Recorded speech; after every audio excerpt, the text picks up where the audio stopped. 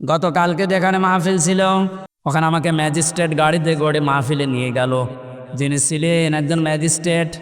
ভূমি সংক্রান্ত যে বিষয়গুলো এসিল্যান্ড বলা হয়, মানে আমাকে গাড়ির ভেতরেই বলছিলেন, হুজুর এই ওয়াজটা একটু করেন। এদেশে বহু মানুষ আছে নামাজ পড়ে রোজা রাখে, হজ করে এসেছে, জমি জায়গা ভাগ করার সময় ছেলেকে সব দিয়ে দিচ্ছে আর মেয়েকে ফাঁকি দিয়ে বলছে তোর জন্য দোয়া করে দেবো।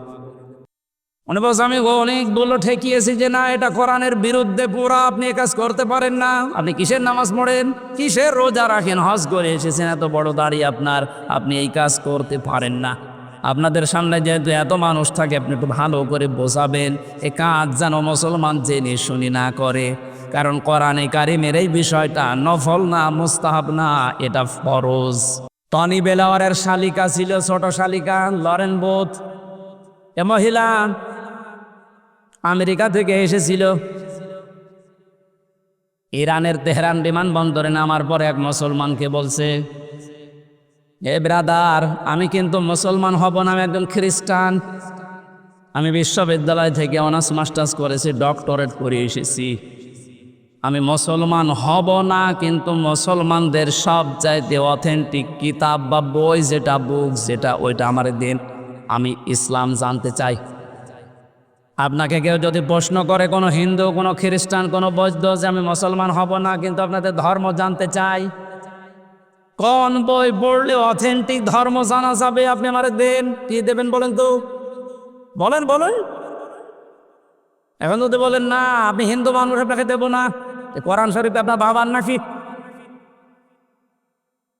গতকালকে এক হিন্দু কৃষ্ণচন্দ্র শাহজানো বক্তব্য দিয়েছে, হে বিশ্বের মুসলমানেরা, ওর বাড়ি মনে হয় সুনামগঞ্জের ওইদিকে। বাংলাদেশে আমরা আপনাদের তুলনায় মাত্র 6% থেকে 60%, আপনারা 96% আর আমরা মাত্র 5-6%। এই পরিমাণ থাকার পরও আপনাদের ধর্মীয় গ্রন্থ যেটা কোরআনে কারিম, এটা মনে করবেন না যেটা শুধুমাত্র মুসলমানদের বাপ দাদার সম্পদ, না, ও কোরআনে কারিমে আমাদেরও হক আছে। হাদা বায়ানুল লিন্নাস হুদাল লিন্নাস, আল্লাহ পাক বলেন মানুষ পথবাচ্য যারা বিবেচিত তাদের জন্য আমি আল্লাহ কোরআন দিয়েছি পথ দেখাতে, কিন্তু সবাইকে এটা পথ দেখায় না। হুদাল লিল মুত্তাকিন, যারা মুত্তাকি তাদেরকে কোরআন পথ দেখাবে। এখান থেকে আমি যেটা বোঝাতে চাই, একজন হিন্দু স্বীকার করছে এটা শুধুমাত্র মুসলমানদের কিতাব না, এটা তামাম দুনিয়ার মানুষের জন্য কিতাব। জোরে বলেন আল্লাহু আকবার। এ মহিলাকে যখন শুধু কোরআন শরীফ দেয়নি, তাফসির দিয়েছে 6টা, 86 হাদিস দিয়েছে ব্যাখ্যা জানার জন্যে। কারণ কোরআনের ব্যাখ্যা হাদিস, কোরআনের ব্যাখ্যা কি? ওই একদিন 2 দিন না, লরেন বুথ 3 বছর একাধারে স্টাডি করেছে। তাও হামজার মতো আনা কম জানা কম না, পড়ার মতো করিস। আরবি পড়লেই বুঝতে পারে, আরবি পড়লেই বুঝতে পারে, এইরকম পড়া পড়িছে। এখানে যত মানুষ বসে আছে, আলেম হোক আর সাধারণ মানুষ হোক, কেউ বুকে হাত দিয়ে বলতে পারবেন যে কোরআন শরীফের প্রতিটি শব্দের অর্থ আমার জানা আছে? পারবে? কেউ পারবে? আমার কোরআনের ওপরে অনার্স মাস্টার্স ছিল, তারপরও আমি পড়েছি, সব পুরাটা শেষ করেছি, আমার কিন্তু মনে নেই। এখন আবার দেখা লাগবে, স্টাডি করা লাগবে। আর এই মহিলা লরেন বোথ, এই টনি বেলাওয়ারের শালিকা, এই মহিলা এমন পড়া পড়েছে, প্রতিটি শব্দের 8টা 10টা প্রায় 33টা পর্যন্ত অর্থ আয়ত্ত করেছে। এখন কোরআন পড়লেই বুঝতে পারে। 53 জায়গায় লাল দাগ দিয়েছে যে এখানে এখানে কোরআনে ভুল পেয়েছি। মুসলমানেরা এতদিন প্রচার করেছে কোনো ভুল নাই এর ভেতরে, অথচ আমি 53 জায়গায় লাল দাগ দিলাম। মুসলমান যখন মেয়েটা হয়ে যায়, তখন সাংবাদিকরা প্রশ্ন করেছিল, আপনি একজন জাতিতে খ্রিস্টান, আপনি তো খ্রিস্টান ধর্মের মানুষ দুনিয়ায় সবচাইতে বেশি, তারপরে মুসলমান, আপনার আসল ধর্ম বাদ দিয়ে মুসলমান হয়ে গেলেন কেন? লরেন বোথ জানিয়েছে, সাংবাদিক, আমি মুসলমানদের এই ধর্মীয় গ্রন্থে 53 জায়গায় লাল দাগ দিতে দিতে এসেছিলাম যে প্রমাণ করব যে পেয়েছি ভুল পাওয়া গেছে, কিন্তু আল্লাহর কি ইশারা, আমি যে আয়াতে ভুল ধরি দেখি তার পরের আয়াতে এর জবাব আল্লাহ ১,৫০০ বছর আগেই দিয়ে দিয়েছে। কত মানুষ আজ কোরআনে কারিমের ভুল ধরছে। আমার রিমান্ডে নিয়ে যে অফিসারগুলো, কয়েকটা অফিসার আমার সামনেই কোরআনে কারিমের আয়াতের পর্যন্ত ভুল বের করেছে, আল্লাহর এটা ঠিক হয়নি। ওরা মেয়েদের বিষয়গুলো, যে জমি জায়গা ভাগ করার, এটা বেশি নিয়ে আসে সামনে। ইউসিকুমুল্লাহু ফি আওলাদিকুম লিয-যাকারি মিসলু হাযযিল উনসায়াইন। কোরআনে কারিমে আল্লাহ নির্দেশ দিচ্ছেন, ওসিয়ত করছেন, পৃথিবীর মানুষেরা তোমাদের সম্পদ এক ছেলে যা পাবে 2 মেয়ে তাই পাবে। এ আইন কার? মুসলমান ভাইরা একটু খেয়াল করে থাকবেন। এই মহিলাটা 53 জায়গায় লাল দাগ দেওয়ার পরে 53 জায়গায় ভুল পেতে পেতে উনি প্রত্যেকটির জবাব পেয়ে শেষে বলছে, আমি যেখানে এসে থেমে গেলাম সূরা নিসার 34 নম্বর আয়াতটায়। আমি সব বাদ দিয়ে কোরআনে কারিমের যে আয়াত পড়েছিলাম তাফসিরে যাচ্ছি। সূরা হাক্কাত 19, 20, 21, 22, 23 নম্বর আয়াত আমরা তেলাওয়াত করছিলাম। এটা একটা আমল নামার বিষয় সামনে নিয়ে এসেছেন আল্লাহ। কিয়ামতের ভয়াবহ দৃশ্যের কথা এর আগের কয়েকটা আয়াতে আল্লাহ জানিয়েছেন যে কিয়ামত এইভাবে কায়েম হবে। হাক্কাত মানে মহাপ্রলয়, কিয়ামতের নাম। এখানে আল্লাহ যে বিষয়টা আমাদেরকে নিয়ে এসে দিলেন আমাদের জীবন পরিষ্কার পরিচ্ছন্ন করার জন্যে, যখন বিচারের কাঠগড়ায় আল্লাহ দাঁড় করাবেন, বিচার যখন শুরু হবে, আল্লাহর বিচারে 3টা বিষয় থাকবে। আল্লাহ রাব্বুল আলামিন যে বিচার ব্যবস্থা সাজিয়েছেন, আল্লাহর বিচারে কোনো অবিচার নেই, হালকা আছে। হ্যাঁ, আল্লাহ কিন্তু কোনোদিন অবিচার করেননি, অবিচার করবেনও না। আল্লাহর বিচারে কোনো অবিচার, বলেন আরো জোরে, আল্লাহ যদি ন্যায় বিচারও করে কেউ জান্নাতে যাবে না। এটা ঠিক আছে? হ্যাঁ ঠিক আছে, হ্যাঁ এটা ঠিক আছে। আল্লাহ যদি সত্যিই ন্যায় বিচার করে, এখানে কেউ আমরা জান্নাতে যেতে পারবো না। আল্লাহ রাব্বুল আলামিন যদি বলেন যে আমি ন্যায় বিচার করলাম, দেখি তুই জান্নাতে কি করে যাস, শুধুমাত্র পানির হিসাবটা দিয়ে যা, খারা খাওয়া লাগবে। 3 নম্বরে একটা বিচার আছে আল্লাহর দরবারে। ওই যে কাবা শরীফ তাওয়াফ করার সময় মানুষ যে কথাটা ষষ্ঠ চক্করে আল্লাহকে বলে, আল্লাহুম্মা ইন্না আলাইয়া হুকুকান সীমা বাইনি ওয়া বাইনিকা। এ আল্লাহ, তুমি আমার মালিক, আমি তোমার বান্দা দাস গোলাম, তোমার ঘরের সামনে এসেছি। মালিক হিসাবে তুমি আমার মতো দাসকে সব দিয়েছো, আমি নেই থেকে আজ হামজা হয়েছি। কথা বলে না কেন? আমি তো উল্লেখ করার মতো কিছু ছিলাম না, সেখান থেকে তুমি আমাকে আজ হামজা বানিয়েছো।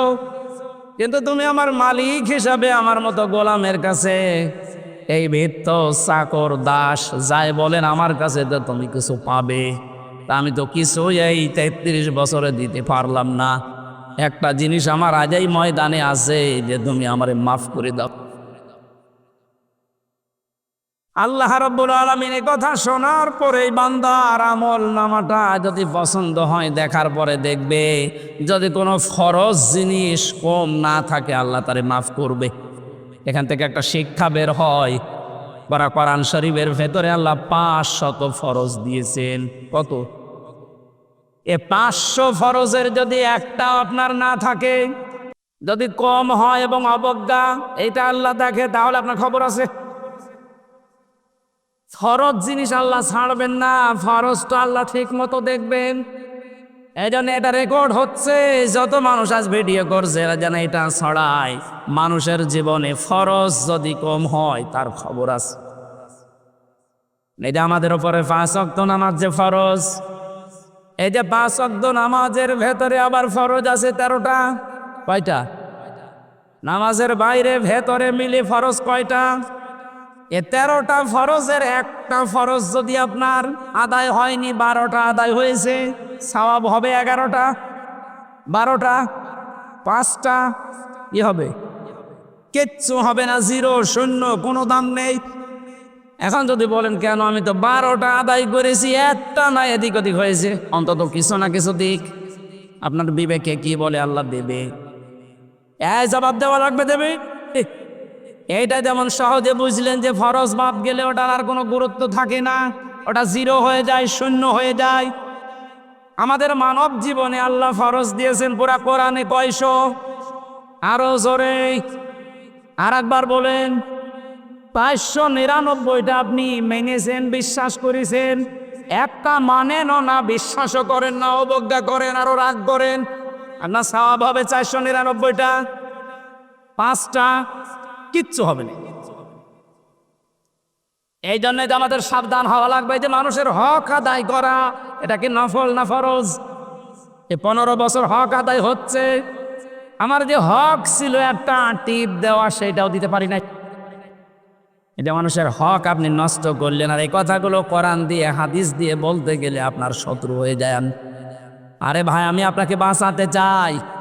এখন যদি বলেন ভোট বয়কাট্ট কোথায় পেলেন, কোথায় পেলেন মানে সূরা নিসা 5 নম্বর পারার 6 নম্বর পৃষ্ঠা 4-5 নম্বর লাইনের 57-58 নম্বর আয়াতে আছে। আল্লাহ পাক বলেন, ইন্নাল্লাহা ইয়া'মুরুকুম আন তুআদ্দুল আমানাতি ইলা আহলিহা। আমানাতি বহু বচন দিয়েছেন। যদি বিশ্বাস করতে মনে কেমন লাগে তাহলে তাফসীরে ইবনে কাসির আর মারিফুল কোরআন বাংলাটা নিয়ে আসেন, আপনাকে আমি দেখাচ্ছি। ওখানে বয়কাট্ট লেখা আছে আমানতের ব্যাখ্যায়। ওনার চাইতে আল্লামা শফি, মুফতি শফি আপনার যাতে কোরআন কম বোঝে তাই ভোট লিখেছে নাকি? কথা বলুন। আরে যে উল্টিয়ে দেন, কোথায় পেলেন ভোট, কোথায় পেলেন রায়? তাহলে আয়াতকে আল্লাহ খেলা করার জন্য দিল। নামাজের প্রথম শিক্ষায় যখন আপনি নিতে পারেন যে 13টা ফরজের 12টা আদায় হলে, একটা আদায় না হলে সব শেষ, জিরো হবে। এই যে ভোট, রায়, সমর্থন, এটাও তো একটা ফরজ, কোরআনে কারিমের নির্ধারিত ফরজের ভেতরে একটা। এটা আজ আপনি আদায় না করতে দিয়ে হাজার হাজার লক্ষ লক্ষ মানুষকে আপনি বঞ্চিত করলেন, আপনি কি জবাব দেবেন? আমার তো ভয় হচ্ছে। আকাশের তারা গলি ঝিলিমিলি ঝিলিমিলি জ্বলছে, ডালে ডালে ফল গলে সৌরভ ঢালছে, রাসূল এসেছে, হাবিব এসেছে, রাসূল এসেছে, হাবিব এসেছে। আলহামদুলিল্লাহ। রাজবাড়ী জেলার গোয়ালন্দ থানার অন্তর্গত 1 নম্বর দৌলতদিয়া ইউনিয়ন পরিষদ সংলগ্ন ময়দানে ইসলামী যুব সমাজের উদ্যোগে 2য় বাৎসরিক তাফসীরুল কোরআন মাহফিলের স্বনামধন্য সভাপতি যদু ফকিরপাড়া বাইতুল মামুর জামে মসজিদ এবং দৌলতদিয়া ইসলামী যুব সমাজের উদ্যোগে আয়োজিত এ মাহফিলের সম্মানিত সভাপতি আলহাজ আব্দুল কালাম ফকির দামাত বারকাতুহুমুল আলিয়া, প্রধান পৃষ্ঠপোষক জনাব আব্দুল কুদ্দুস ফকির, এতক্ষণ আলোচনা রাখলেন মাওলানা হুসাইন আহমেদ মাহফুজ, যার মাধ্যমে দাওয়াত নিয়েছি আপনাদের এলাকার সন্তান হাফেজ আবু সাইদ সহ মঞ্চে বসা আমার মাথার তাজ শাব্বাস শ্রদ্ধাভাজন ওলামা একরাম, সামনে বসা মুসলমান ভাইরা, পর্দার আড়ালের সম্মানিতা মা এবং বোনেরা, প্রশাসনের ভাইরা, প্রাণ প্রিয় রাজবাড়িবাসী, আল্লাহর দরবারে শুকরিয়া জানাই যিনি আমাদেরকে সুস্থ রাখলেন। এরপরও কোরআন কারীম শোনার জন্য আল্লাহ নির্দেশ দিয়েছেন, ওয়াযাক্কির ফাইন্না যিকরা তানফাউল মুমিনিন। হে নবী, আপনি আলোচনা করে কোরআন কারীমের আলোচনা শুনলে মুমিনদের উপকার হচ্ছে, হবে। তানফাও এটা মুজারি, বর্তমান, ভবিষ্যৎ, প্রেজেন্ট, ফিউচার। কোরআনের আলোচনা শুনলে উপকার হয় মুমিনদের এবং হবে কিয়ামত পর্যন্ত মুমিনদের। কাদের? আমরা কি বলেন তো, আরো জোরে বলেন। এর বিপরীত আর একটা শব্দ আছে, কাফের, জালেম, মুশরিক যাই বলে। কোরআনে কারীম জানিয়েছে ওয়ালা ইয়াজিদুজ জালিমিনা ইল্লা খাসারা। কোরআনে কারীম জালেমদের জন্য কোনো উপকার নিয়ে আসে না, তাদের ক্ষতি বৃদ্ধি করতেই থাকে, করতেই থাকে। এই জন্যেই জালেমরা কোরআনে কারীমের অনুষ্ঠানগুলোতে সবচাইতে বেশি ভয় পায়। এ দেশে 7 দিন, 10 দিন, 19 দিন, 63 দিন পর্যন্ত ইসালে সওয়াব চলে। কথা বলে না কেন? সেখানে কি কোরআন হাদিসের বাইরে কথা বলা হয়? কোরআন দিয়েই কথা বলে, হাদিস দিয়ে বলে, কিন্তু যেটা পড়ে শুধু তেলাওয়াত পর্যন্ত শেষ, ব্যাখ্যায় গিয়ে অন্যদিকে বাইপাস করে চলে যায়। আমরা দেখেছি বিভিন্ন জায়গায় ইসালে সওয়াবের নামে ওরা আয়াত পড়ছে, কুল হু আল্লাহু আহাদ। হে নবী আপনি বলেন আল্লাহ এক। আল্লাহ তো একজনই, না কয়জন? এই যে এই আয়াতের ভেতরে 2টা বিষয় আছে, কুল হু আল্লাহু আহাদ। এই আয়াতের ভেতরে 2টা বিষয় আছে। 1 নম্বরে আল্লাহর একাত্মবাদের যে পরিচয় আল্লাহ তুলে ধরেছেন কোরআনে এই আয়াত দিয়ে। 2 নম্বরে এখানে রেসালাতের সাক্ষী আছে। এখানে আলেম যারা বসে আছেন আপনারা জানেন কিনা জানি না, এখানে যে রেসালাতের সাক্ষী দেওয়া আছে কোন আয়াতে বলেন তো? কোন শব্দের ভেতরে আছে যে রেসালাতের সাক্ষী দেওয়া হচ্ছে?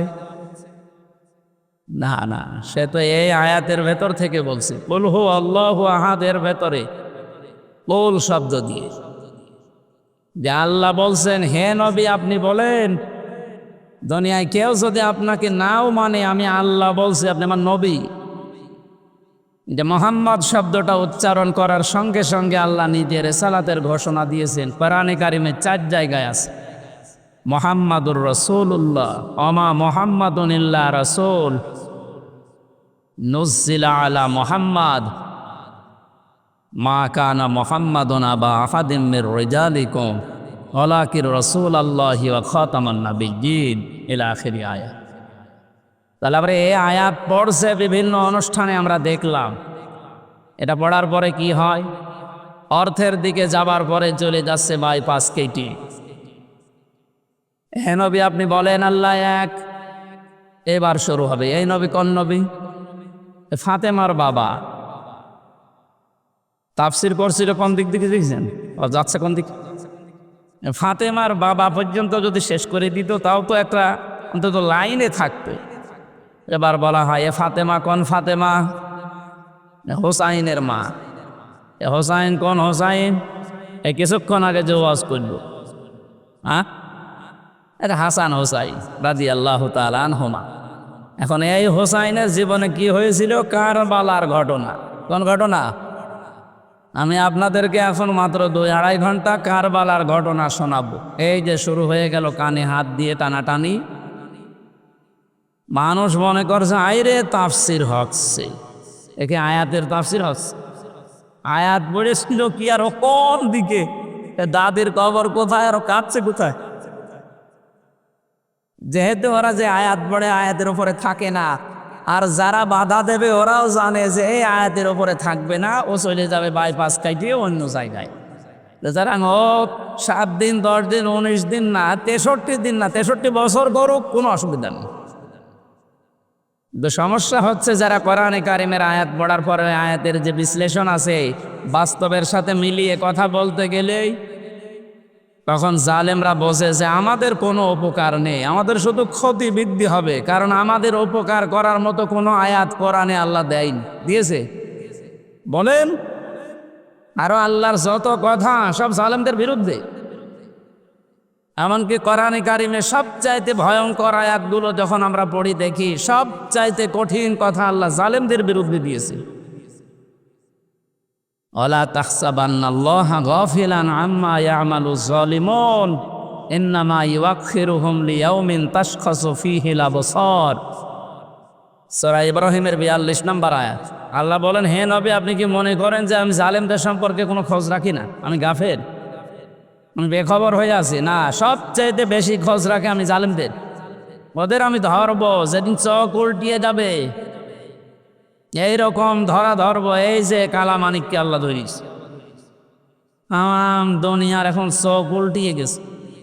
যে লোকটা সারা জীবনে চেয়ারে বসে বিচার করত, সে এখন বসে আছে এ কাঠ গড়ায়। তা ভালোভাবে থাকলে তো হয়, অন্ধ পশু উড়িয়ে গেছে। ওর দৃশ্য দেখে আমার মনে হয় তাম দুনিয়া এখন অবাক, যে হলো কি। আল্লাহর ঘোষণা ছিল ইন্নামা ইউআখিরুহুম লিয়াউমিন তাশখাসু ফীহিল আবসার। আমার তো মনে হচ্ছে আয়াত মনে হয় ওর জন্য আল্লাহ নাযিল করেছে। এর আগে যে কয়জন গেল তাদের জন্য, ওই যে দরবেশ দাড়ি কেটে নম হয়ে গেছে।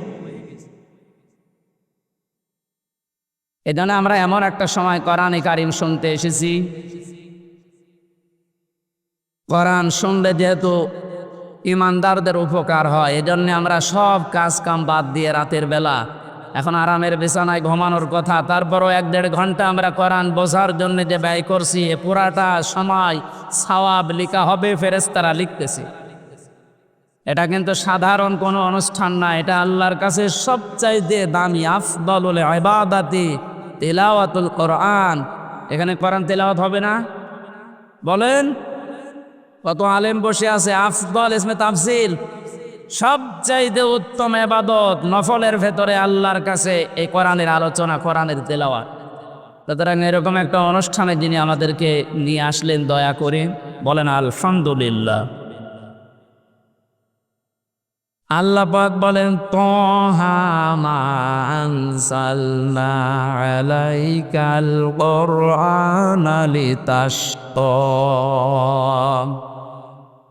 তাহা এটা নবীজির নাম, 2 নাম্বার নাম। এটা বিশ্ব নবীকে আল্লাহ কোরআনে কারিমে 1 নাম্বারে ডাক দিয়েছেন ইয়াসিন এই নামে। তাফসিরে তাবারি থেকে বলছে, যারা আলেম আছেন তাদেরকে ইয়া হরফে নেদা, ইয়া মানে হে, সিন মানে সাজ্জেদ। সিন শব্দের 5টা ব্যাখ্যা আমি পেয়েছি। আল্লামা ফখরুদ্দিন রাজি রহমতুল্লাহ আলাইহে উনি বলেন, সিন মানে সাজ্জিদুল বাশার, সিন মানে সাজ্জিদুল আলামিন, সিন মানে সাজ্জিদুল কাউনাইন, সিন মানে সাজ্জিদুল আম্বিয়া, সিন মানে সাজ্জিদুল মুরসালিন। এই যে প্রথম শব্দটা সিন মানে সাজ্জিদুল বাশার, বাশার মানে মানুষ। বাশার মানে কি? এই পৃথিবীতে কেউ যদি বলে আমি মানুষ, মানুষ পদ বাচ্চা, আমি বিবেচিত, আমি একজন মানুষ, আল্লাহ পাক বলেন তোর জন্যে আমার নবী হবে নেতা। এই জন্যে সিন মানে সাজ্জিদুল বাশার। আল্লাহ ডাক দিয়েছেন হে মানব জাতির নেতা। জোরে বলেন আল্লাহু আকবার। ও রাজমাড়িবাসী, আমি কারো দিকে তাকিয়ে চোখ বন্ধ করে কথা বলি না। আমি আপনার দিকে তাকিয়ে আর আমার নিজের দিকে তাকিয়ে আমার ইমান থেকে বলছি, আমরা কিন্তু ধরা হয়ে যাব। মানুষ দাবি করার পরেও কোনো মানুষ যদি এ পৃথিবীতে বিশ্ব নবীকে নেতা না মানে, অন্য কাউকে নেতা মানে, ওর জীবন ব্যর্থ। আল্লাহর ঘোষণা দেওয়া নেতা দুনিয়ায় একজন। এটা যদি শুধু দুনিয়ার বিষয় হতো আমি বলতাম না, এটা আখিরাতের সাথে সম্পর্কিত। ময়দানে মাহশারে আল্লাহ 3টি ভাগে মানুষকে তুলবেন। প্রথমে আল্লাহ ডাক দেবেন মানুষকে একা একা, কেউ থাকবে না সাথে। অকুল্লুহুম আতিহি ইয়াউমাল কিয়ামাতি ফারদা। সূরা মারিয়াম 95 নম্বর আয়াত, 16 নম্বর পারার 10 নম্বর পৃষ্ঠার 15 নম্বর লাইনের শেষ নাম্বার রুকুতে আছে। এটা তাফসিরে ফি জিলালিল কোরআনে পাবেন। সাইয়্যিদ কুতুব লিখেছেন, আজ হাজারো মানুষ কিন্তু অনেকে ধোঁকা দিয়ে এ রাজবাড়ির মানুষকে বোকা বানিয়ে রেখেছে। কোনো চিন্তা নেই, কিয়ামতে বাবা আছে, নিয়ে যাবে। এটা যে দাহা মিথ্যা কথা, এ আয়াত তার প্রমাণ। আল্লাহ বলেন কিয়ামতে কোনো বাবা, কোনো মরা বাবা, চিন্তা বাবা না। কিয়ামতে তোরে আমি ডাক দেব বিচার করার জন্য, স্রেফ একা একা। এখানে কারো উপরে ভরসা করা যাবে না। যদি কেউ করে থাকেন আপনি ধরা খাবেন।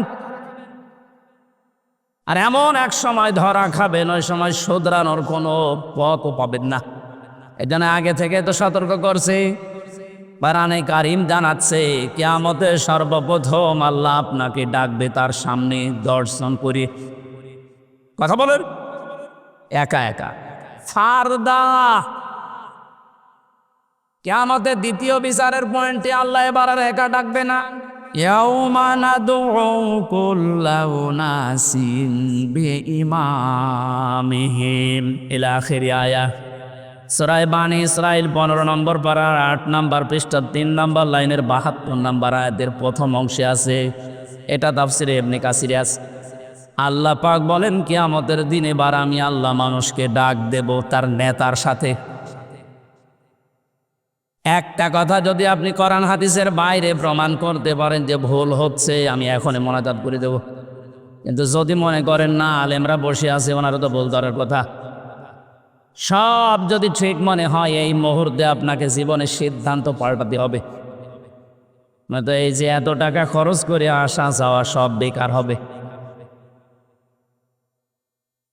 কিয়ামতের দিন আল্লাহ কিন্তু এবার দ্বিতীয় ডাকবে আপনাকে, আর একা একা না, এবার আপনার নেতার সাথে।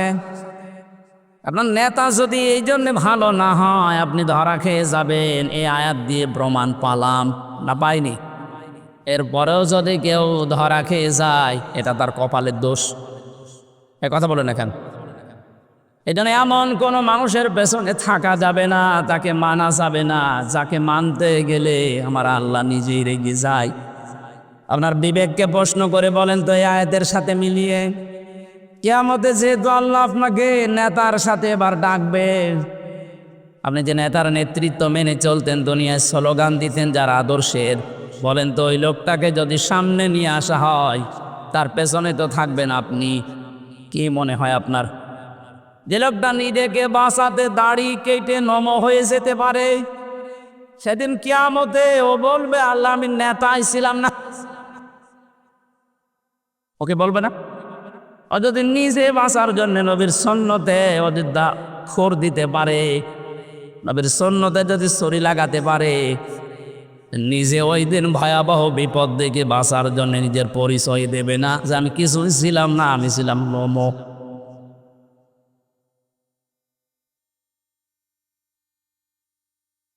সাইয়েদুল বাশার মানে মানুষ দাবি করবেন আর রাসূলকে আপনি নেতা মানবেন না, আপনি মানুষই না, আপনি অন্য কিছু।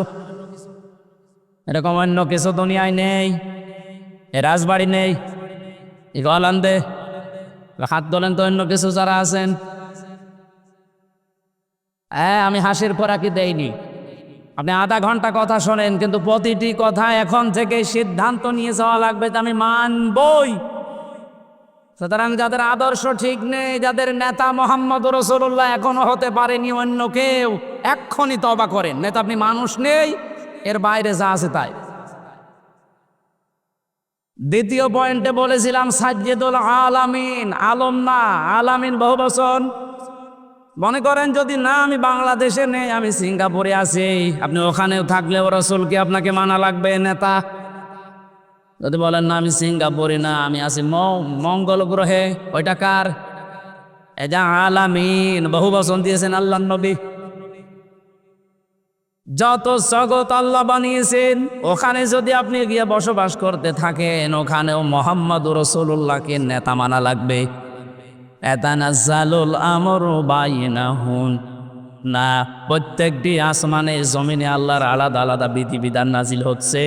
যেখানেই বাস করেন না কেন ওই জায়গায় বিশ্ব নবী আপনার নেতা। এরপরে পরবর্তী একটা একটা শব্দের প্রতিটি শব্দের অর্থ আছে। আমার মূল বিষয়টা না, আমি বোঝাতে চেয়েছিলাম আল্লাহ পাক তাকে ডাক দিয়েছিলেন 7টা নামে পড়া কোরআনে। 1 নাম্বারেই বলেছেন ইয়াসিন, হে নেতা। আল্লাহর ঘোষণা দেওয়া নেতা তাহলে দুনিয়ায় কয়জন? দ্বিতীয় নম্বরে আল্লাহ ডাক দিলেন তহা। 3 নম্বরে বলেছেন মোহাম্মদ, 4 নম্বরে বলেছেন আহম্মদ, 5 নম্বরে বলেছেন আব্দুন বা আব্দুল্লাহ, 6 নম্বরে ডাক দিয়েছেন মুজাম্মিল, 7 নম্বরে বলেছেন মুদ্দাসির। কোরআনে আল্লাহ এই 7টা নামে বিশ্ব নবীকে ডাক দিয়েছেন। অন্যান্য নাম আছে উপনাম, সেগুলো বাশিরা ওয়া নাদিরা, মুবাশশিরা ওয়া নাদিরা, সিরাজাম মুনিরা, এগুলো আলাদা। তো 7টা নাম ধরে আল্লাহ ডাক দিয়ে তাকে কিছু কিছু জিনিস জানিয়েছেন। মা আনজালনা আলাইকাল কুরআনা লিতাশকা।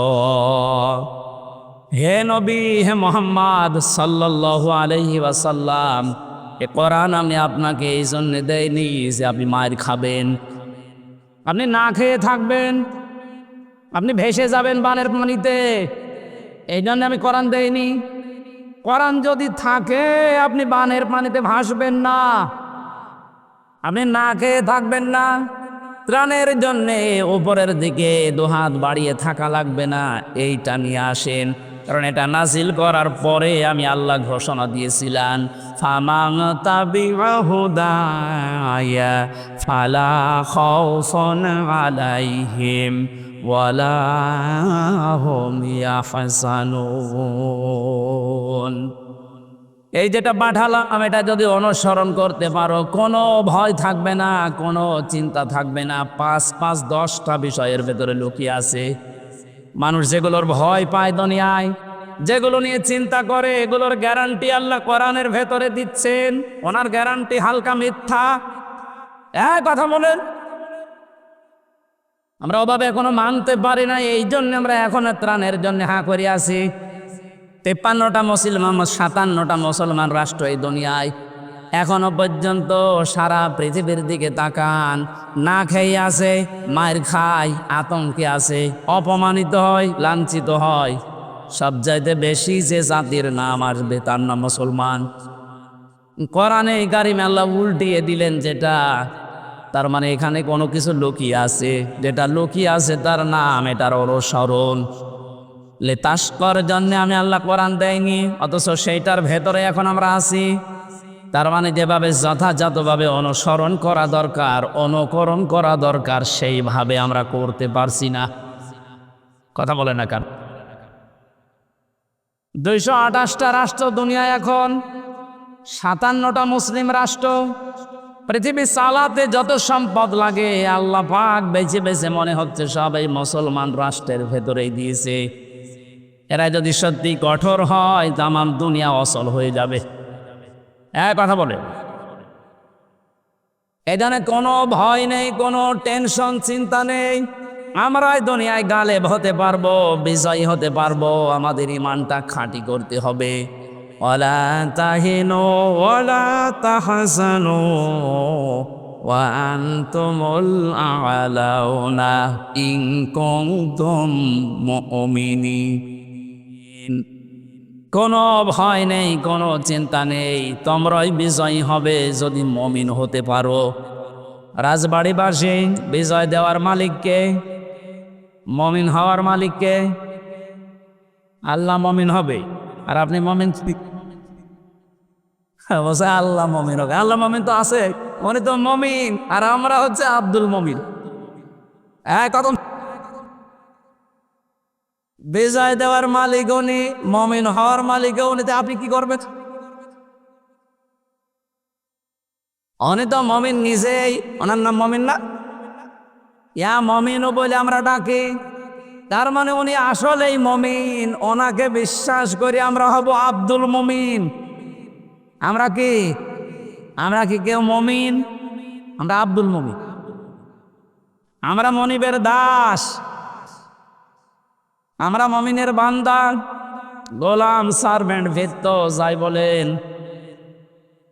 এজন্য কোরআনে কারীম যে উদ্দেশ্য আল্লাহ দিয়েছিলেন এটার পারপাস আদায় হচ্ছে না। এটা যেভাবে অনুকরণ করার দরকার ছিল, আজ আমরা ওইভাবে এখনো যেতে পারি না। এই জন্য এখনো দুনিয়ায় আতঙ্কে আছি।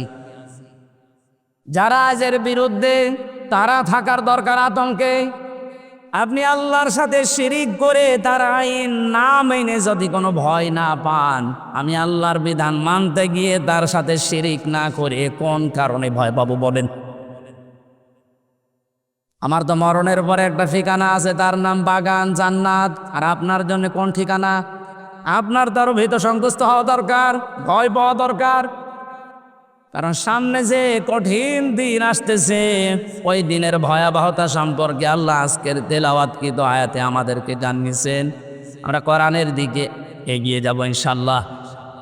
দরুদ পড়ছি, সালাম পাঠাচ্ছি আমাদের নবী মোহাম্মদ রাসূলুল্লাহর উপরে, যার উম্মত হতে পেরে আমরা গর্বিত।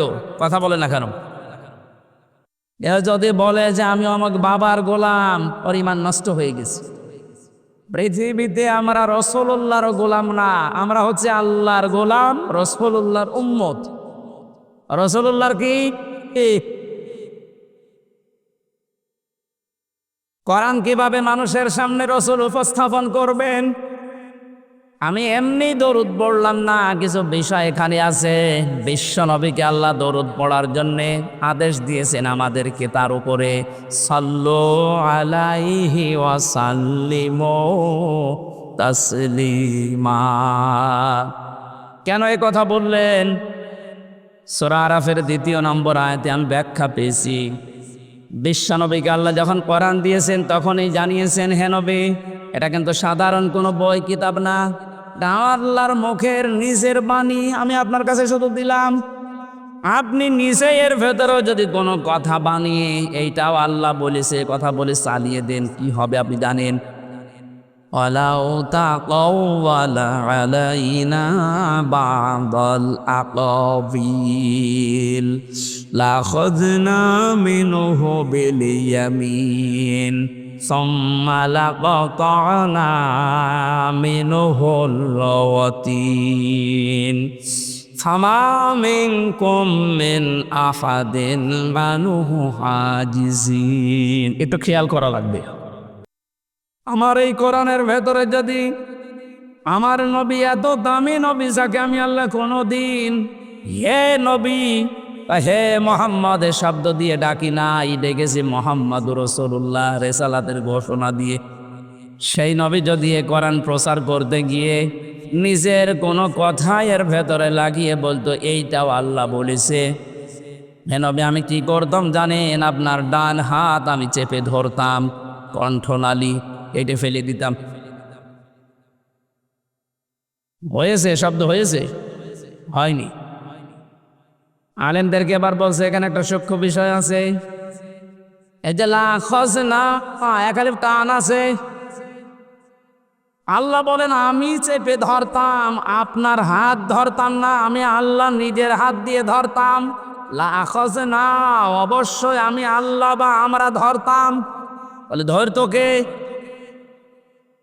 আমাদের সিলেবাসভুক্ত আলেম আমরা যারা আছি এতদিন আমরা নিচেও পড়েছি এইভাবে যে আল্লাহ পাক তার নবীর ডান হাত চেপে ধরতো, কণ্ঠনালী কেটে ফেলে দিত না, এরকম নেই। আপনি বাংলা অর্থের সাথে মিলাতে পারবেন না। এখানে আল্লাহ পাক নবীর হাত ধরতেন না, আল্লাহ নিজের হাত দিয়ে নবীকে ধরতেন। এক বুঝতেছে? তার শব্দটা কি দিয়েছেন? মিনহু বিল ইয়ামিন। এই যে বা মানে দ্বারা দিয়ে কর্তৃক। আল্লাহ পাক বলেন আমি আমার ডান হাত দিয়ে নবীকে ধরতাম, বাম হাত দিয়ে না, তাহলে মিন হবে শিমাল দিতেন। আল্লাহর মনে হয় বাম হাতে শক্তি কম, এই জন্যে না, মানে ওনার বাম হাতে যদি শক্তি থাকবে তাহলে ইয়ামিন দিলেন কেন? মুফাসসিরিন ইকরাম বোঝাতে চেয়েছেন আল্লাহ পাক হাতের কথা এই জন্যে দিয়েছেন, আমরা সচরাচর যে বিষয় বুঝি ভালো ওই জিনিসের উদাহরণ আল্লাহ কোরআনে সেট করেছেন। পুরা কোরআন শরীফের ভেতরে যখন উদাহরণ সেট করার ক্ষেত্রে যেটার সাথে সম্পর্ক রিলেটেড বেশি আল্লাহ ওই বিষয়টা আগে তুলে ধরেছেন। আমাদের জীবনের সাথে সম্পর্ক হচ্ছে সময়ের। কিসের? সময় না থাকলে আমার কোনো দাম নেই। এখন যদি আমার জীবনের সময়টা আল্লাহ কেড়ে নেয়, যা দিয়েছিলেন যদি কাট করে দেয়, আমির হামজা আর হামজা থাকবে না, নামের আগে মরহুম যুক্ত হয়ে যাবে। বলে আমার হামজা থাকা পর্যন্ত আসল বিষয় সময়। আসল বিষয় কি? এজন্য আল্লাহ সময়ের কসম দিয়ে হায়াতের তথ্যগুলো দিচ্ছেন। ওয়ালা আসরি ইন্নাল ইনসানা লাফি খুসর। আল্লাহ পাক বলেন সময়ের কসম, হায়াতের কসম। আমি যেটা বোঝাতে চাচ্ছি, আমরা যেহেতু ডান হাত দিয়ে কোনো জিনিস ধরলে শক্ত করে ধরতে পারি, বাম হাত দিয়েও ধরা যায়, কিন্তু অত শক্ত করে ধরা যায় না। আমরা যেটা দিয়ে শক্ত করে ধরলে বুঝি, আল্লাহ ওই হাত ব্যবহার করেছেন লাখাযনা মিনহু বিল ইয়ামিন। মেন হবে শিমাল দিলেও অর্থ হইতো, কিন্তু আমরা বুঝবো যেহেতু ডান হাত দিয়ে ধরলে বেশি শক্ত মজবুত করে ধরা যায়, এই জন্য আল্লাহ পাক দিয়েছেন আমি আমার ডান হাত দিয়ে নবীকে চেপে ধরতাম, নবীর ডান হাত চেপে ধরতাম না, কি করতাম এতটুকুই না।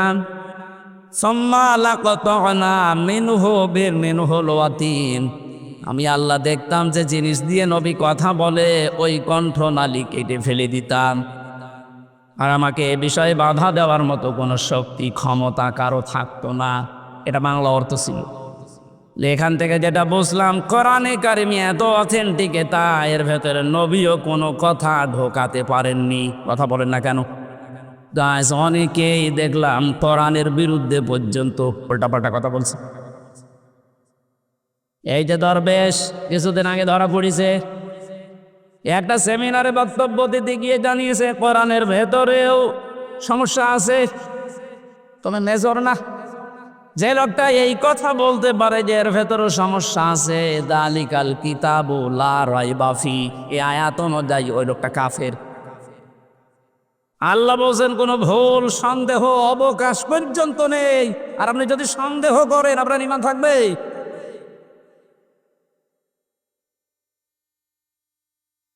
এত গ্যারান্টি যুক্ত কথা আল্লাহ এর ভেতরে দিয়েছেন যে বানিয়ে কথা নবী পর্যন্ত কোনো কথা ঢোকাতে পারেন নাই, পারবেন না কিয়ামত পর্যন্ত কেউ।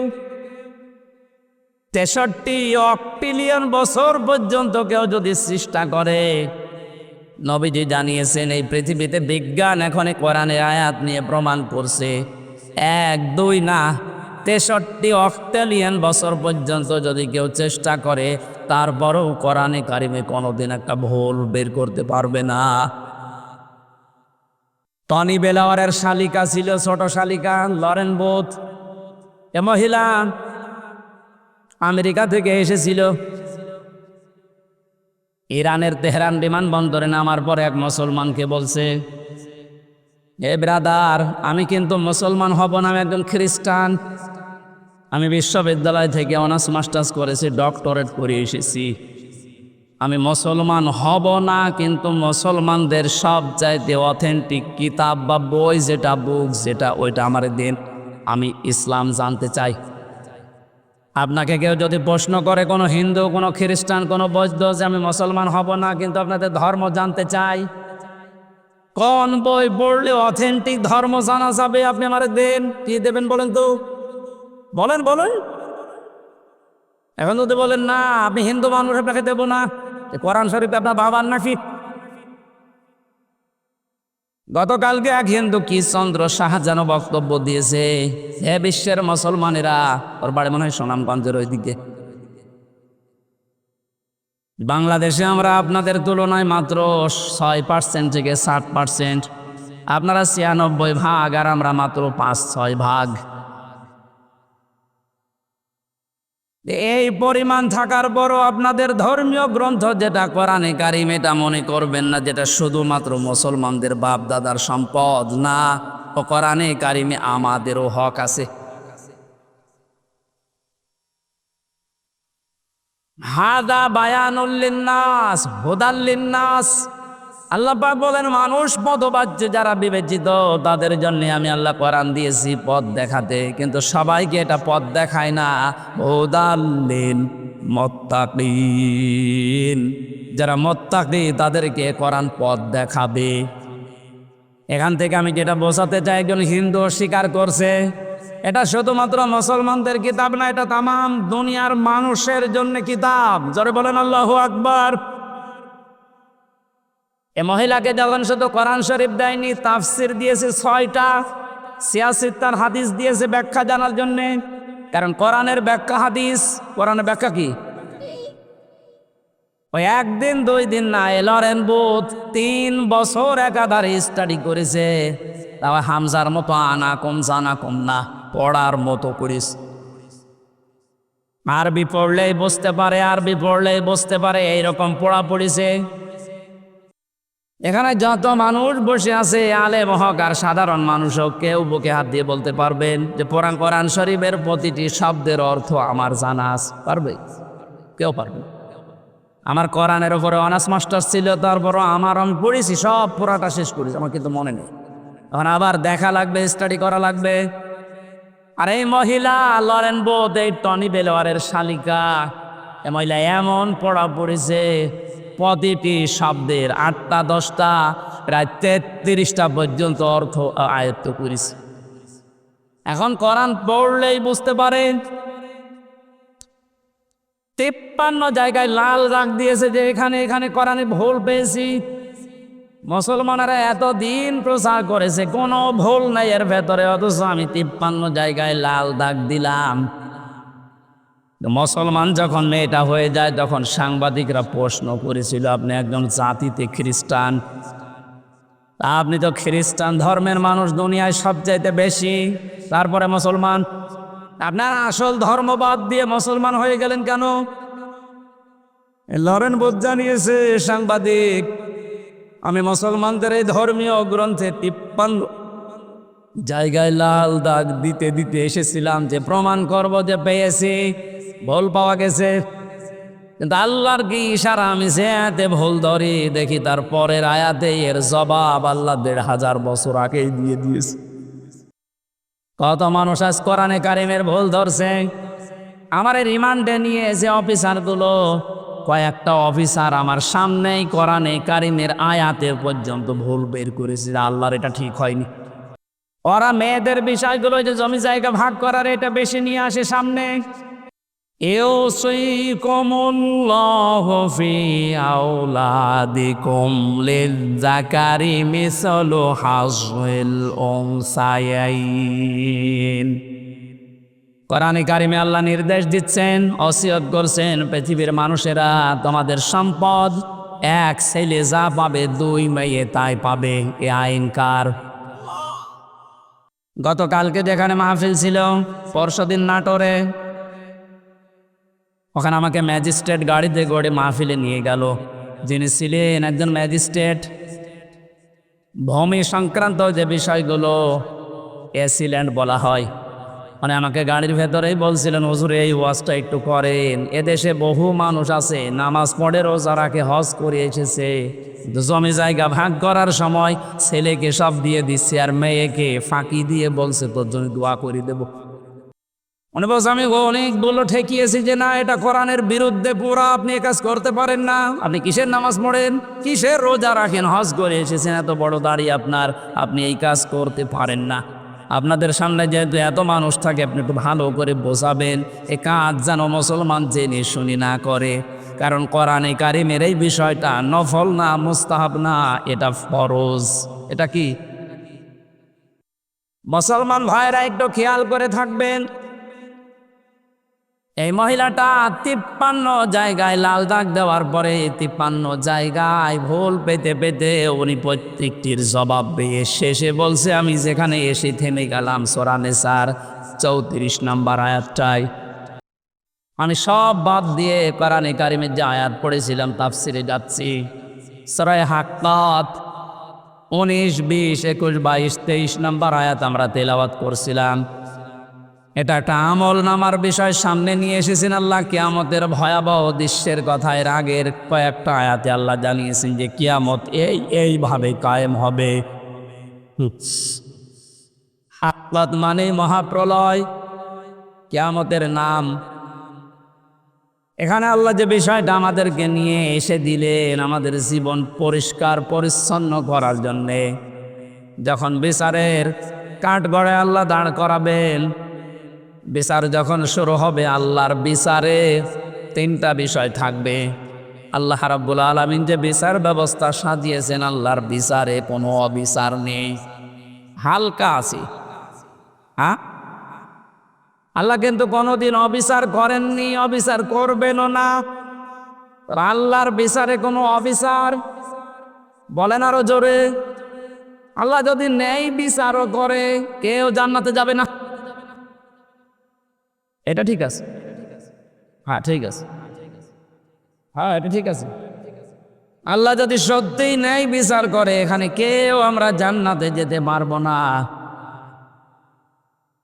আল্লাহ রাব্বুল আলামিন যদি বলেন যা আমি ন্যায় বিচার করলাম, দেখি তুই জান্নাতে কি করে যাস, শুধুমাত্র পানির হিসাবটা দিয়ে যা, কারা খাওয়া লাগবে। 3 নম্বরে একটা বিচার আছে আল্লাহর দরবারে।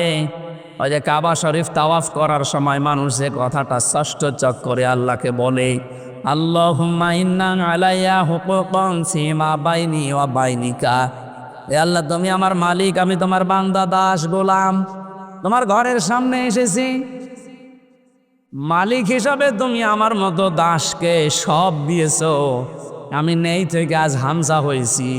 কথা বলে না কেন?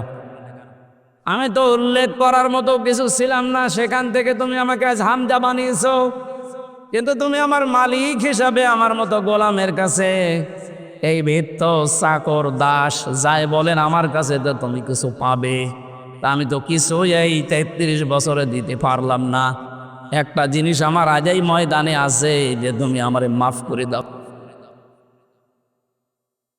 আল্লাহ রাব্বুল আলামিন এই কথা শোনার পরে বান্দার আমল নামাটা যদি পছন্দ হয়, দেখার পরে দেখবে যদি কোনো ফরজ জিনিস কম না থাকে আল্লাহ তারে মাফ করবে। এখান থেকে একটা শিক্ষা বের হয়, কোরআন শরীফের ভেতরে আল্লাহ 500 ফরজ দিয়েছেন। কত? এ 500 ফরজের যদি একটা আপনার না থাকে, যদি কম হয় এবং অবজ্ঞা এটা আল্লাহ দেখে, তাহলে আপনার খবর আছে। ফরজ জিনিস আল্লাহ ছাড়বেন না, ফরজটা আল্লাহ ঠিক মতো দেখবেন।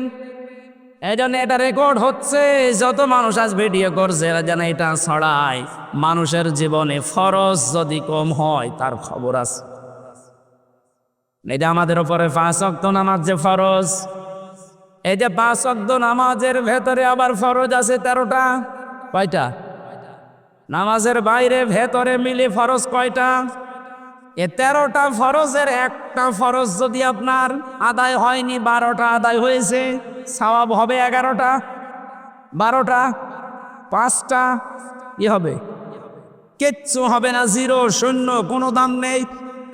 এখন যদি বলেন কেন, আমি তো 12টা আদায় করেছি, একটা না এদিক ওদিক হয়েছে, অন্তত কিছু না কিছু দিক।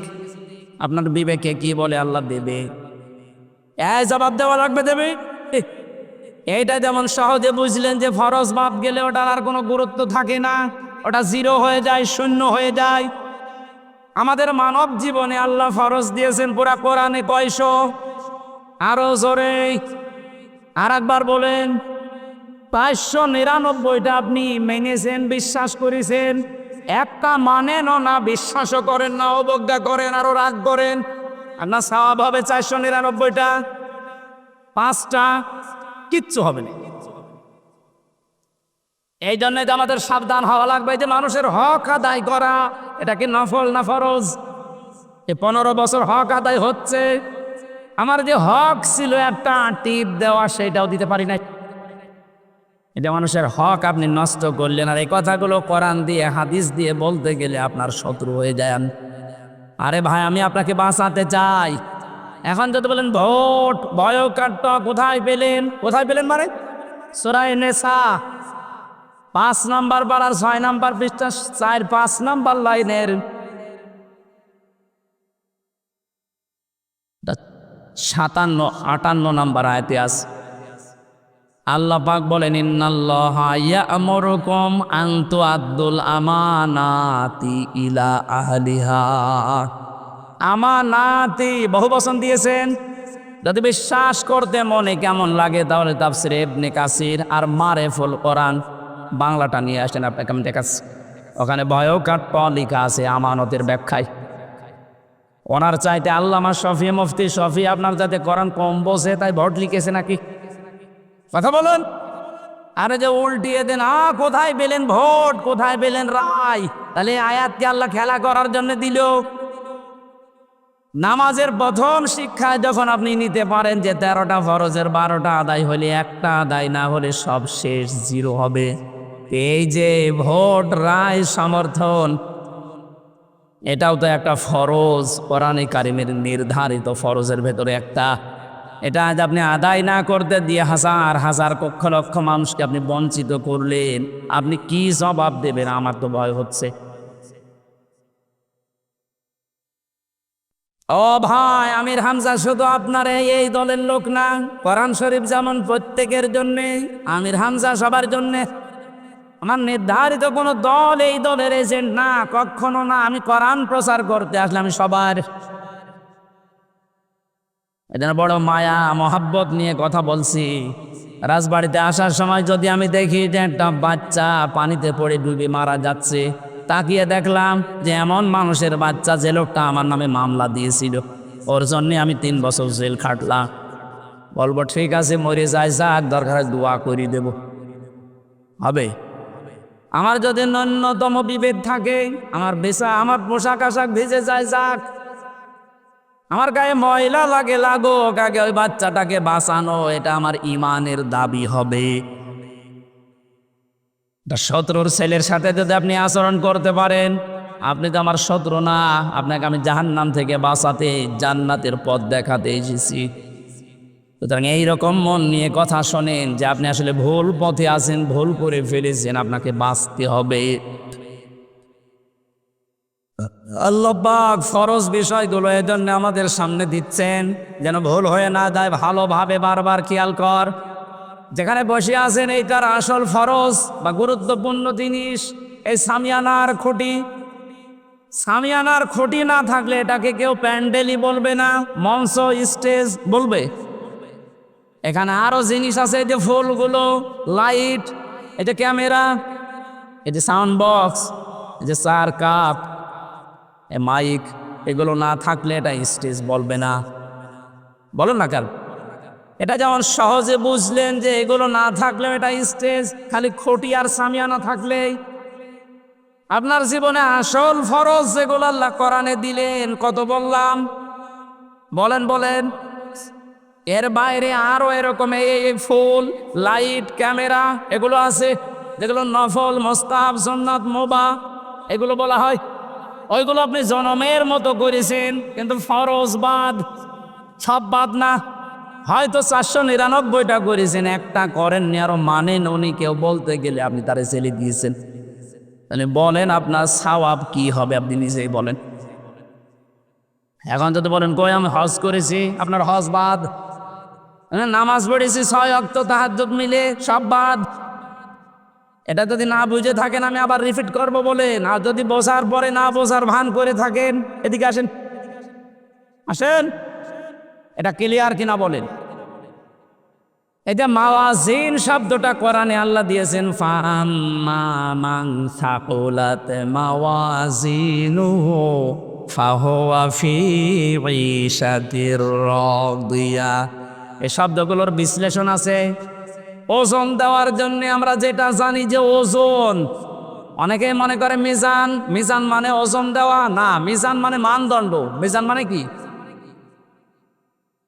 আমি মালয়েশিয়া কিছুদিন আগে গিয়েছিলাম, মিজানুর রহমান আজহারি, ওনারেও জিজ্ঞাসা করেছিলাম যে মিজান মানে, অনেকে আমাদের দেশে মনে করে দাড়ি পাল্লা, আপনি কি বলছেন? না, মিজান মানে দাড়ি পাল্লা না, মিজান মানে মানদণ্ড। পৃথিবীর প্রতিটি জিনিস পরিমাপ করার জন্য, মাপ দেওয়ার জন্য একটা আলাদা আলাদা যন্ত্র আছে না, নেই? এখন যদি বলে স্টেজটা একটু মাপ দিয়ে দেন তো, এটা দাড়ি পাল্লা তুলে দেবেন, কি দিয়ে মাপবেন? ফিতা দিয়ে। কি দিয়ে?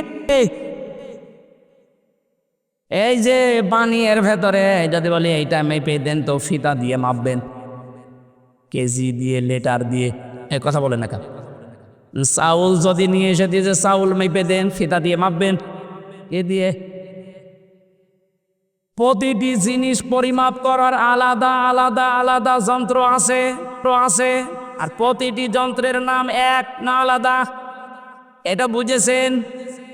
কিয়ামতের ময়দানে যে আল্লাহ আপনাকে মাপবে মিজানের পাল্লায়, কি মাপবে? আমল। কি এটা জানেন তো যে আমল মাপ দেবে? মিজানের পাল্লায় কি মাপা হয়? আমল। বলেন, আরো জোরে বলেন। আমল মানে কাজ, আমল মানে। এখানে আসলে বিভিন্ন রকমের শ্রোতা, তো এই জন্য বোঝানো সমস্যা হয়ে যায়। এইরকম মানের শ্রোতা হলে একবারে বুঝে ফেলত। এই একবারে জবাব দেন তো আপনারা, আমল মানে বাংলায় কি? কাজ কি মাপে ফিতা দিয়ে? যে এখান থেকে এই কয় কেজি কাজ, কাজ এই যে এইভাবে দাড়ি পাল্লায় তুলে দিলাম 5 কেজি কাজ, এভাবে মাপে। কি এতদিন কি পড়িয়েছেন আর কি বুঝেছেন বলেন?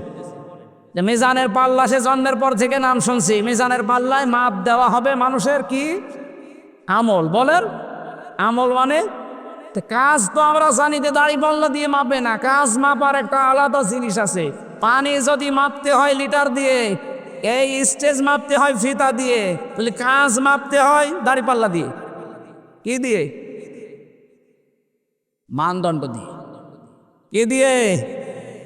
ওইটার বাংলা নাম আমরা জানি, যখন মাপ দেয়। কাজ মাপতে হলে একটা ওজনের যন্ত্র আছে, সেটা হচ্ছে গুরুত্বের ভিত্তিতে কাজ মাপা হয়।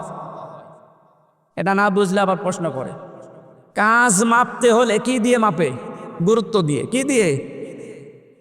না, আমার মনে হয় এখনো বোঝেন। কাজ মাপে কি দিয়ে?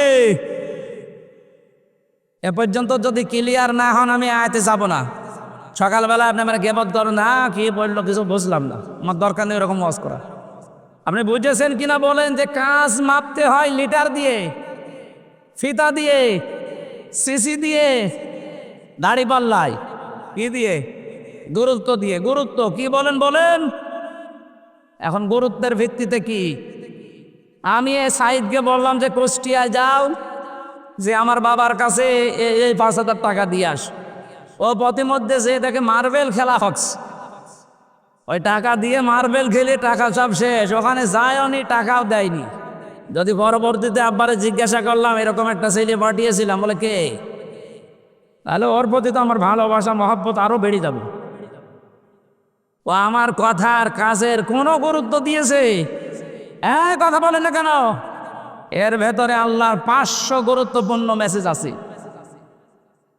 আপনি জীবনে গুরুত্ব দিয়ে, গুরুত্বহীন যেগুলো আছে, আমি ওগুলো গুরুত্বহীন বলছি এই কারণে যে ওগুলো না থাকলেও আপনি মাপ পাবে। আপনার জীবনে যদি নফল একটাও নেই, ফরজ আর ওয়াজিব যদি ঠিক থাকে, আপনাকে আল্লাহ মাফ করে দেবে। কথা বলেন না কেন? সারা জীবন নফল আপনি 1000 খানিক করেছেন, কিন্তু ফরজ বাদ দিয়েছেন, ওয়াজিব আপনি তরক করেছেন। আপনার আমল নামা যখন তুলবে, মাপ দেবে আল্লাহ গুরুত্বের ভিত্তিতে, ওটা হবে শর্ট, জিরো, একটাও কিছু থাকবে না। এটা আমাদের জীবনে ফরজ যেগুলো গুরুত্বপূর্ণ, একটাও যেন ছেড়ে না যায়। কার জন্য ছেড়ে দিচ্ছেন? যাকে খুশি করার জন্য, যাকে আনন্দে রাখার জন্য ফরজ ছেড়ে দেন। এতে মানুষের ওপর ছেড়ে অবিচার করা, এটা হারাম কাজ। এটা কি কাজ? এই হারাম কাজ যাকে খুশি করার জন্য, যাকে শান্তিতে রাখার জন্য আপনি করলেন, তাদের কিন্তু সময় মতো জায়গা মতো পাবেন না। এই বিচারপতি মানিকের শুনলাম 900 বিঘার উপরে জমি। এটা বিচারপতি কয় টাকা বেতন পায়? সঠিকভাবে যদি বিচার করে ওই টাকা দিয়ে চলতে চায়, ও তো সংসারই ঢাকার বুকে থাকা ঠিক না। তার যদি 900 বিঘার উপরে জমি হয়, কত নম্বর লাইনে হাইটেছে লোকটা আপনি বলেন? কি হইল সেইগুলো? আল্লাহ রাব্বুল আলামিন আয়াতের পরবর্তীতে জানিয়েছেন, মা আগনা আন্নি মালিয়া হালাকা আন্নি সুলতানিয়া। তার মাল সম্পদ, তার যে চেয়ার ছিল একটা বিচারপতির, যত কিছু ছিল দুনিয়ায়, একটাও কোনো কাছে আসলো না, উপকার করতে পারে নাই। এমনকি তার যে ক্ষমতা ছিল রায় দেওয়ার, সেইটা এখন আর কোনো কাজে নাই, নিজে এখন কাঠগড়ায়। যে লোকটা হাইকোর্টের বিচারপতি, সে লোকটা এখন ম্যাজিস্ট্রেটের কাছে 5 দিন 10 দিন রিমান্ড মঞ্জুর করাচ্ছে। উকিলরা বলছে এর 10 দিন রিমান্ড দেন, উনি ম্যাজিস্ট্রেট হয়ে একজন বিচারপতির রিমান্ড দিচ্ছে 10 দিন। হালাকা আন্নি সুলতানিয়া, সুলতান মানে বাদশাহী, চেয়ার, ক্ষমতা, রায়, এগুলো ছিল তার, একটা এখন কাজে আসছে না। আল্লাহ পাক বলেন, খুযুহু ফাগুল্লুহু সুম্মাল জাহিমা সাল্লু। ধরোকে জাহান্নামের ভেতরে নিয়ে যান, নিয়ে যাওয়ার আগে একটা কাজ কর, সুম্মা ফি সিলসিলাতিন যারুহা সাবউনা দিরান ফাসলুকু। জাহান্নামে ফেলার আগে 70 হাত শিকল দিয়ে বাঁধ, যেন অপমান হয়। এ লোকটার জীবন থেকে এখনো যদি কেউ শিক্ষা নিতে ব্যর্থ হয়, আমার মনে হয় তারও কপাল নষ্ট হয়ে গেছে। পরে যে আল্লাহ যা যা করেছে এই কোরআনে ১,৫০০ বছর আগে আমার মনে হয় আল্লাহ বলে দেখেই নাজিল করিস। দেখেন তো সে শিকল দিয়ে বাঁধলে যে অপমান হয় মানুষ, ও কলার পাতায় শুয়ে সেটা পেয়েছ। আবার কোর্টে হাজির করতে কি কত মানুষের নাকানি সোবানি গিল ঘষি খেতে আসার গাল তো ফিরি। আয়াতগুলো দেখেন তো কিভাবে আল্লাহ সেট করে দিয়েছিলেন। আল্লাহ পাক বলেন কেন এই কথা আমি ওদেরকে এই অপমানজনক কথাগুলো ওদেরকে কেন শোনাচ্ছি নবী জানেন? ইন্নাহু কানা লা ইউমিনু বিল্লাহিল আযীম ওয়ালা ইয়াহুদ্দু আলা তুআমিল মিসকিন। এ মানুষগুলো আমি আল্লাহতে বিশ্বাস করতো না। যতগুলো নাস্তিক তার ভেতরে এই লোকটা ১ নম্বরে। এখনো কয়েকটা আছে মুরগি চোরা আছে। কথা বলে না কেন? ডক্টর জাফর ইকবাল, পরে ডক্টর বললেও গোনা হবে। আল্লাহর নবীর নাম দিয়ে সোলাইমান নবীর মতো এত বড় পুত পবিত্র নবীর নামেও বই লিখেছে ভূতের বাচ্চা সোলাইমান। এগুলোরে জনগণ পায় না। তাই এখন যদি পায় এই মানিক্কার মতো, ওর উপর দিয়ে নিচ দিয়ে মানুষ ডিমই দেবে। শয়তান বলে কোথায় আছে তা আল্লাহ ভালো জানে, বের হচ্ছে না। আজকে একটা বর্ডার পার হতে গিয়ে বিএসএফ এর গুলিতে শহীদ হয়ে গেছে। শহীদ কারণ আল্লাহতে যারা বিশ্বাস করে না এরা শহীদ হতে পারে। শহীদ এই শব্দটা অনেক দামি শব্দ। এই ৫ তারিখে যারা স্বাধীনতা অর্জন করে দিল আমাদেরকে জীবন দিয়ে, এদেরকে অনেকে শহীদ বলতে চাচ্ছে না। যারা বলেন না যে এরা শহীদ হয়েছে, কোন সেন্সে আপনি বলেন না বলেন তো? এই যে আজকে পানিতে ডুবে ১৮ জন মারা গেল, এদেরকে যদি আপনি শহীদ বলতে পারেন, দেওয়াল চাপা পড়ে মরলে শহীদ হয়েছে কথা আমরা হাদিসে পেয়েছি। কথা বলে না কেন? তাহলে জালেমের জুলুমের সামনে যারা জীবন দিয়ে দিল, নিজের বুকের তাজা রক্ত দিয়ে চলে গেল, আপনি তাদের শহীদই বলতে রাজি না। এরকম একটা মুক্ত পরিবেশ তৈরি করার জন্য যে মানুষগুলো জীবন দিল, গ্যারান্টি দিয়ে বলছে ওরা ১০০% শহীদ। শহীদদের ব্যাপারে কোনো কথা বলবেন না। ওয়ালা তাকুলু লিমান ইউকতালু ফি সাবিলিল্লাহি আমওয়াত বাল আহইয়াউ ওয়ালাকিন লা তাশউরুন। আল্লাহ পাক বলেন, হে নবী, যারা আমি আল্লাহর জন্য জীবন দিয়েছে এই মানুষগুলোকে মরে গেছে কথা বলবেন না। আপনার মুখের উপরে নোটিশ জারি করলাম। শুধু আপনি না, ওয়ালা তাকুলু বহু বছর কেউ বলবি না এই কথা যে শহীদরা মরে গেছে, ওরা জীবিত। ওরা কি? আরো জোরে বলেন। এতে তোমরা টের পাও না। তাই মানুষ যেহেতু কথা মুখ দিয়ে বলে, এই জন্য আল্লাহ মুখের ওপর আগে নোটিশ দিলেন। এরপরে আর একটা জায়গা আছে মানুষের অন্তর, এটা নিয়ে ধারণা করতে পারে যে না, মনে হয় শহীদ হয়নি। এ কথা মনে ধারণাও আনবেন না। ওয়ালা তাহসাবান্নাল্লাযীনা কুতিলু ফি সাবিলিল্লাহি আমওয়াতা বাল আহইয়াউন ইনদা রাব্বিহিম ইয়ারযাকুন।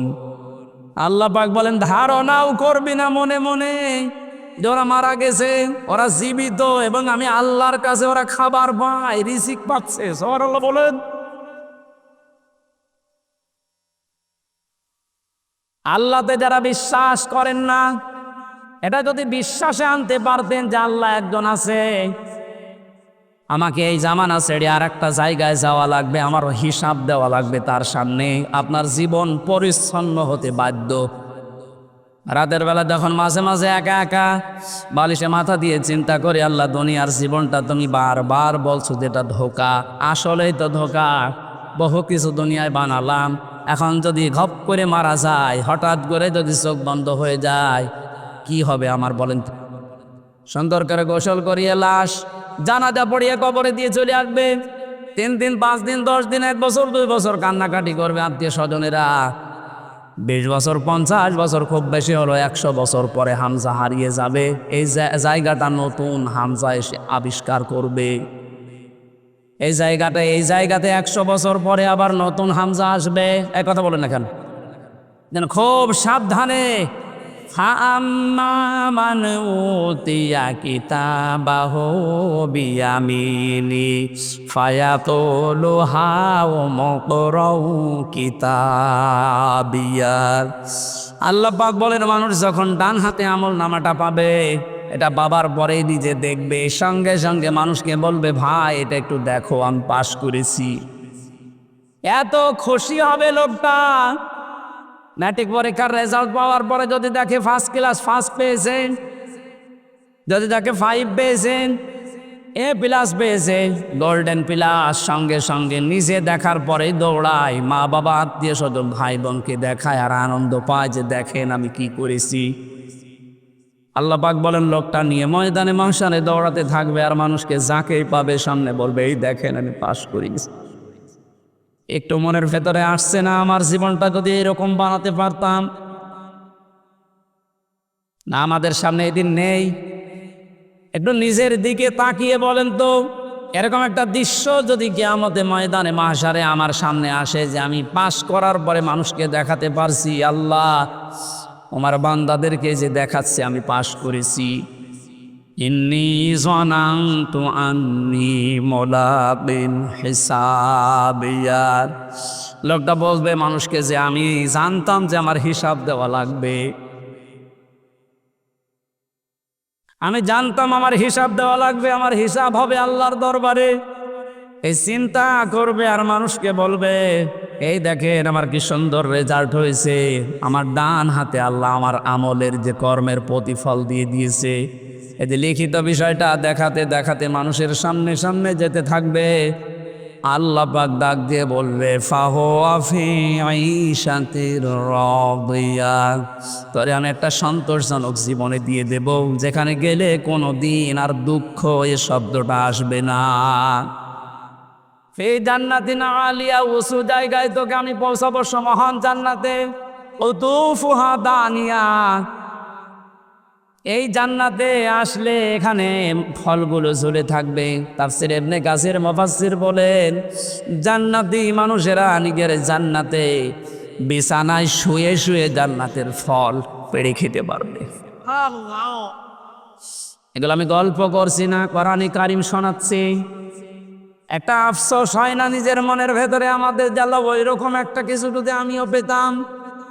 এখানে তো থাকবেন না, আর 100 বছর পর ওই রকম একটা জীবন গঠন করা দরকার আমাদের, আছে না নেই?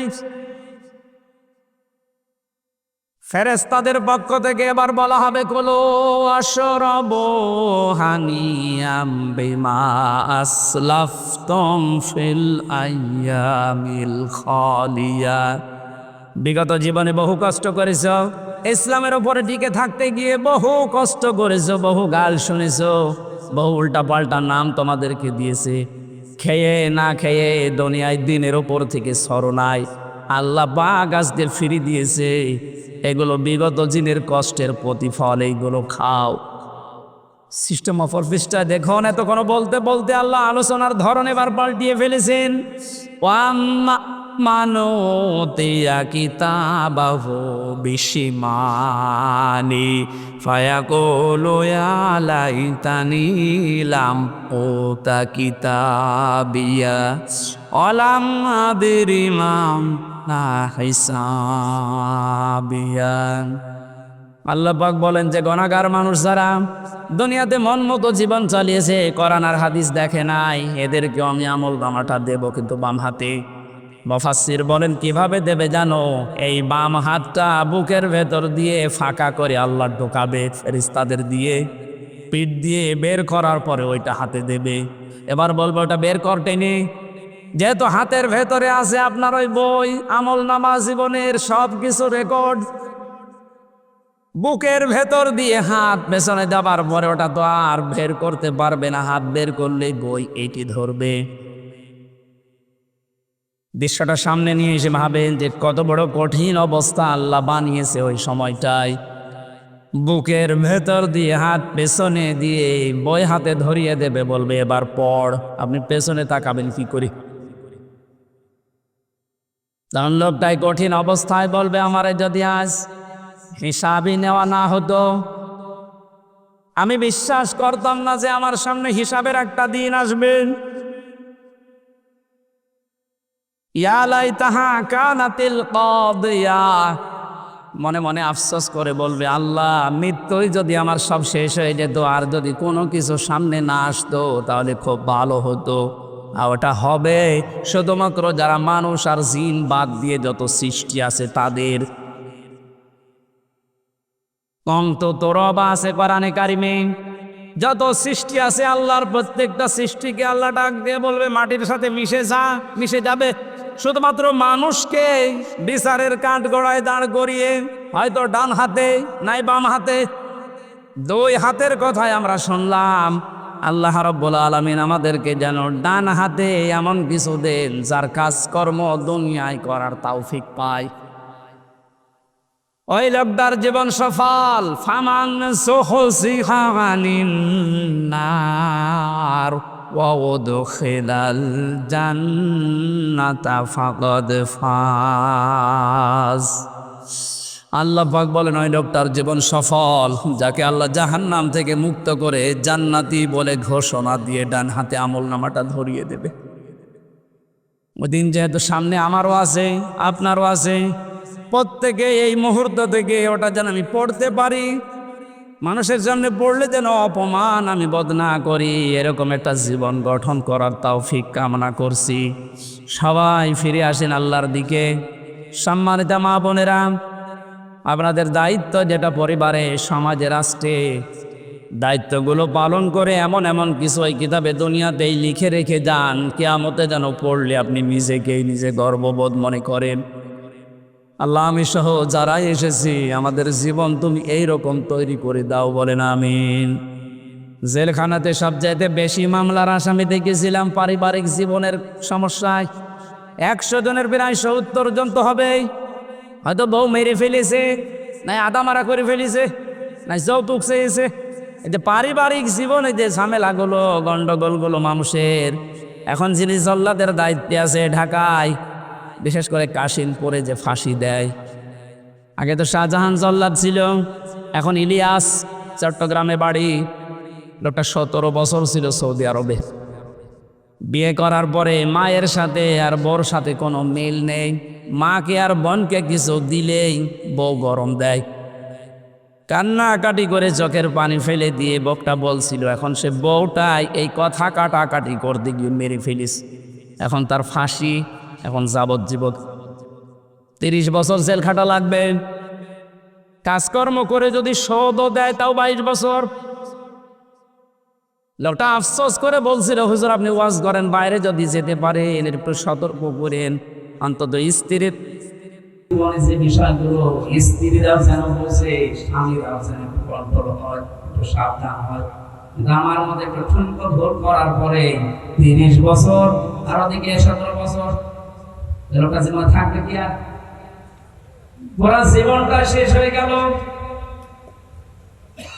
ওই কথা চিন্তা করে করে আমি লিখেছিলাম পারিবারিক জীবনে দাম্পত্য যে কলহগুলো, এর সমাধান কি করে করা যায়।